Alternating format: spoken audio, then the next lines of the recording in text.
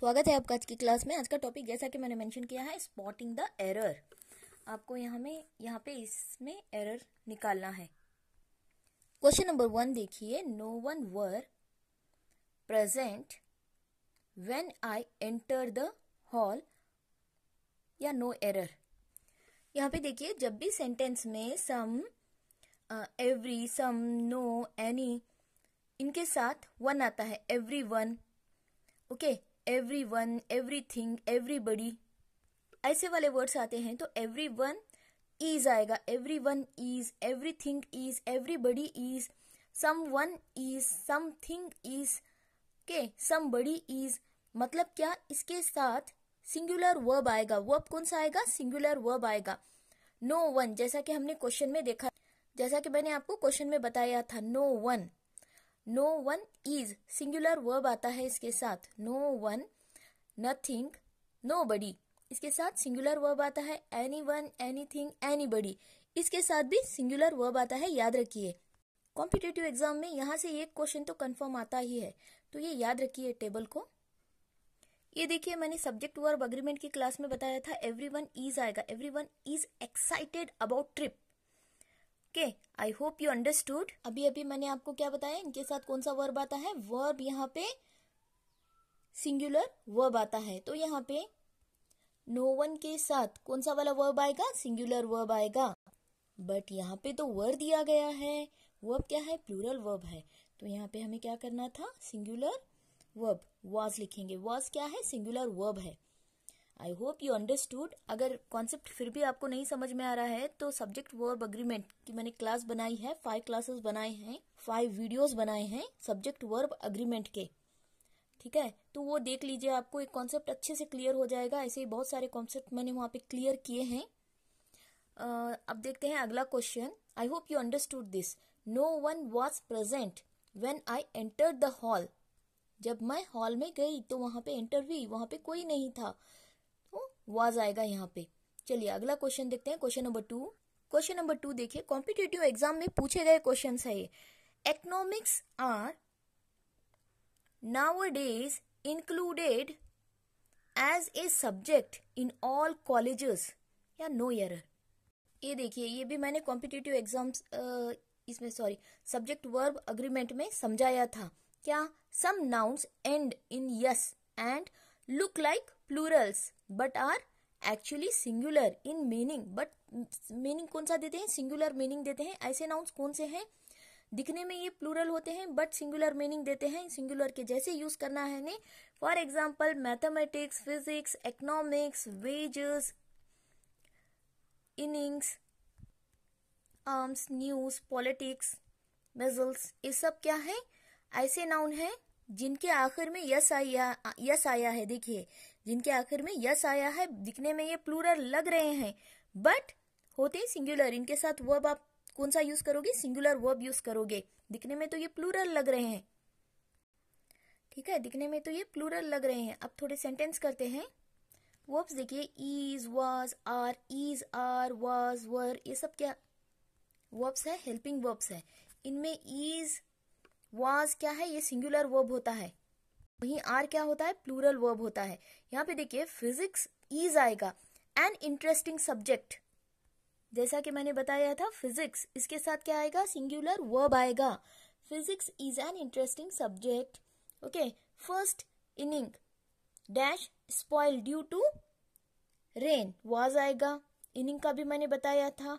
No news, news का भी मैंने आपको बताया था, ऊपर एग्जाम्पल दिया था। नो न्यूज, न्यूज अपने आप में क्या है? ये प्लूरल दिखता है बट ये सिंगुलर है। इसके साथ आपको सिंगुलर वर्ब यूज करनी है, इज, गुड न्यूज। चलिए अब देखिए, इस क्वेश्चन को आप इजीली आप ही सॉल्व करोगे। इकोनॉमिक्स क्या है?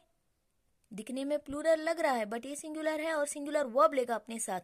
हेल्पिंग वर्ब कौन सा लेगा? यहाँ पे सिंगुलर आएगा, आर नहीं आएगा, इज आएगा। आई hope you understood. Economics is nowadays included as a subject in all colleges, तो is आएगा। क्वेश्चन नंबर 3 देखिए, there is no big deal if he didn't दिया गया है, didn't came to the party, didn't के did not होता है, जब भी आपके क्वेश्चन में ऐसे वर्ड्स आते हैं didn't, doesn't, don't, okay, do not, तो ऐसे वर्ड आते हैं तो आपको इनके साथ वर्ब कौन सी यूज करनी है? V1। V1 यानी वर्ब का base form. V1, V2, V3, V4, V5 का वीडियो मैंने बनाया है, अगर आपने नहीं देखा है तो देख लीजिए, बहुत अच्छे से एक्सप्लेनेशन दिया है। तो V1 आएगा इसके साथ, डिडंट के साथ। बट यहाँ पे क्या दिया गया है? केम दिया गया है। यहाँ पे क्या दिया गया है? केम दिया गया है। केम क्या है? V1 नहीं है, V2 है। तो यहाँ पे क्या आएगा? कम आएगा। कम क्या है? V1 है। कम क्या होगा हमारा? V1।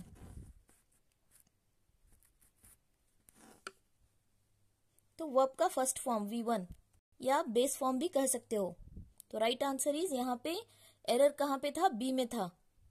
ऐसे आपको आइडेंटिफाई करना है, this is the error here.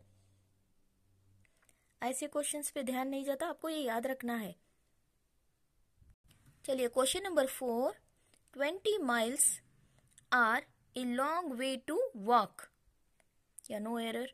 तो यहाँ पे क्या है?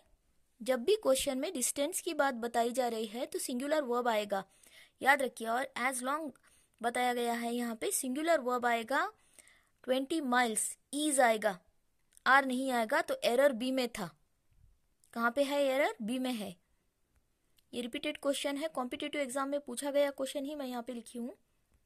जो क्वेश्चन पूछे गए हैं वही क्वेश्चंस ले रही हूँ मैं यहाँ पे। तो ईज आएगा, is is the right answer here. यहाँ पे देखिए रूल नंबर 18 में मैंने बताया सब्जेक्ट वर्ब अग्रीमेंट की क्लास में, expressions of time, money, distance and weight, ये अपने साथ क्या लेते हैं? सिंगुलर वर्ब लेते हैं। 10 minutes is all I need to get ready, तो इज आएगा। 5 days is too short for practice, तो यहाँ पे भी इज आएगा जो कि टाइम को बता रहा है। ओके, यहाँ पे देखिए 5 minutes टाइम को बता रहा है, शॉर्ट पीरियड। ओके, अगला देखिए, for Manoj 5 hours is a long time to focus, is आएगा। यहाँ पे टाइम की बात की गई है, डिस्टेंस बताया जा रहा है, तो यहाँ पे हमने आंसर क्या किया था? इज किया था। चलिए अगला देखते हैं, 5th वन। ये तो बहुत ही इजी है। She is famous dash about her research in the field of astrophysics. Okay, spotting the error बहुत इजी होता है, अगर आप थोड़ा सा ध्यान देके करो तो बहुत इजी होता है। यहाँ पे अबाउट नहीं आना चाहिए, सेंटेंस को पढ़ के भी देखिए। शी इज फेमस, फॉर आएगा। फॉर हमें क्या बताता है? For is the right answer. For क्या बताता है? Time, purpose, reason. यहाँ पे रीजन बताया जा रहा है, वो फेमस है किस लिए? रिसर्च के लिए। तो आई होप यू अंडरस्टूड, फॉर आएगा यहाँ पे। और ये पीरियड ऑफ टाइम के लिए भी यूज होता है। मैंने ये करवाया है प्रीपोजिशन में, बहुत इन डिटेल में, बहुत सारे एक्सरसाइज 100 क्वेश्चंस करवाए हैं प्रीपोजिशन के। क्वेश्चन नंबर 6 देखिए, if I wrote to my father now, now क्या बता रहा है? Present tense. He will receive the letter tomorrow, अगर मैं अब लिखूं तो टुमारो उन्हें लेटर मिलेगा। तो यहाँ पे रोट नहीं आएगा, लिख चुका हूं। रोट का मीनिंग क्या आएगा? काम हो चुका है। तो यहाँ पे राइट आएगा, right is the correct answer. यहाँ पे एरर कहाँ पे था? ए में था एरर, तो रोट नहीं आएगा। कंडीशनल सेंटेंस है, if I write to my father now, अगर मैं लिखूं मेरे फादर को अब, तो ऐसे आएगा। चलिए अगला क्वेश्चन देखते हैं। क्वेश्चन नंबर 7 बहुत ही इजी है। She told her mother that she is busy now. Okay, told दिया गया है, तो दैट शी इज दिया गया है जो कि रॉन्ग है। टोल्ड है तो यहाँ पे क्या आएगा? वॉज आएगा। That she was busy, busy then, तो रिपोर्टेड स्पीच में है। हमेशा एक चीज याद रखिए, लिटिल नेगेटिव होता है, फ्यू भी नेगेटिव होता है अगर ये सिंगल सिंगल आए तो, और लिटिल क्वांटिटी को बताता है सिंगुलर, और ये अनकाउंटेबल नाउन होता है। लिटिल क्या होता है? अनकाउंटेबल नाउन, जिसे काउंट नहीं किया जा सकता। लिटिल वाटर काउंट कर सकते हो? ओके, नहीं कर सकते, तो लिटिल। अब हम देखेंगे a little, the little, in detail we will see. But few क्या होता है उससे पहले देख लेते हैं। फ्यू काउंटेबल होता है, काउंटेबल नाउन होता है। फ्यू क्या है? काउंटेबल नाउन है। और ये नंबर को बताता है। फ्यू गर्ल्स आप काउंट कर सकते हो, फ्यू स्टूडेंट्स आप काउंट कर सकते हो, फ्यू चॉकलेट्स। यहाँ पे देखिए I have little money, little money मतलब नहीं है पैसा। सिंगुलर अनकाउंटेबल नाउन, लिटिल मतलब ना के बराबर नहीं, डायरेक्टली नहीं। I know little about him, मैं नहीं जानती हूँ बताने के लिए लिटिल नेगेटिव मीनिंग देता है सिर्फ अगर लिटिल आए तो। फ्यू भी इसी तरह नंबर बताता है बट नेगेटिव मीनिंग देता है। आई रीड फ्यू बुक्स मतलब नहीं के बराबर। शी हैज फ्यू एनिमीज नहीं के बराबर। ऐसे ही ए लिटिल और ए फ्यू देखते हैं। ए लिटिल का मतलब क्या है? थोड़े बहुत, ओके थोड़ा बहुत, वो भी क्वांटिटी में अनकाउंटेबल में बताएगा। यहाँ पे अ फ्यू काउंटेबल में बताएगा, okay. A little knowledge is dangerous, थोड़ा बहुत नॉलेज रखना डेंजरियस है। इसी तरह से फ्यू, अ फ्यू का मतलब क्या आता है? ए लगाने से इसका क्या हो जाता है? यहाँ पे थोड़ा बहुत मीनिंग, ऐसे थोड़ा बहुत वाला मीनिंग देगा ये। I have read a few books, a few मतलब थोड़े बहुत। I hope you understood this. अब इस क्वेश्चन को देखिए, I ate a few chocolate ice cream, ice cream की बात कर रही है, थोड़ा बहुत आइसक्रीम मैंने खा लिया।